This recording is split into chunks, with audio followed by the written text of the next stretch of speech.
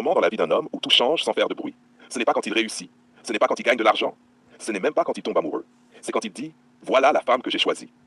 Et à partir de ce moment-là, il ne présente pas seulement une personne. Il introduit une réalité dans un système déjà existant, la famille. Et là, tout devient subtil. Dans beaucoup de familles, il y a des codes non écrits. On observe, on jauge, on teste sans le dire. Et parfois, sans même s'en rendre compte, la femme devient un sujet d'évaluation collective. Sauf que dans la tête d'un homme mature, une chose est claire. Ce n'est pas un débat. Il y a une erreur fréquente. Penser que présenter une femme, c'est demander une validation. Non. Présenter une femme, c'est annoncer une décision. Et une décision n'a pas besoin d'être votée. Mais pour que ce soit clair, il faut que l'homme soit clair. Pas agressif, pas fermé, mais structuré. Parce que le flou dans les familles crée toujours des interprétations. Et les interprétations créent des tensions. Alors il y a une posture simple, pas théâtrale, pas arrogante, mais stable. C'est mon choix, pas comme une provocation, comme un cadre. Ensuite, c'est la personne que j'ai décidé d'aimer et de respecter. Ça change tout, parce que là, on n'est plus dans le jugement, on est dans l'engagement. Et puis vient une phrase que peu d'hommes osent dire correctement, je vous demande de respecter ce choix. Attention, ce n'est pas une demande de validation, ce n'est pas une autorisation déguisée, c'est une demande de respect du cadre. Et dans ce cadre, il y a une règle invisible mais essentielle. Ce qui se passe dans le couple reste dans le couple. Parce qu'il y a un piège classique.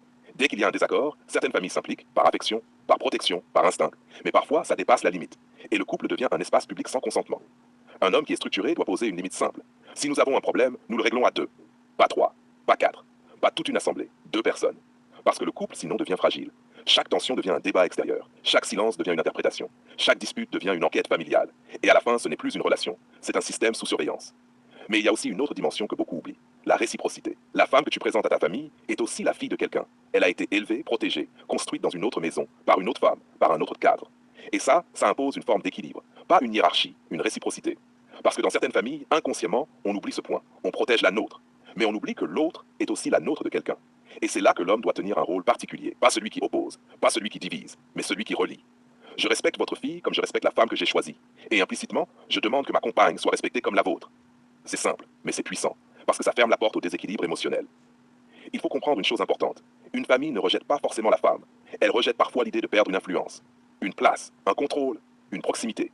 Et ça se dit jamais directement, mais ça se ressent. Donc le rôle de l'homme n'est pas de combattre la famille, mais de clarifier la structure. Et plus la structure est claire, moins il y a de zones grises. Et moins il y a de zones grises, moins il y a de conflits cachés.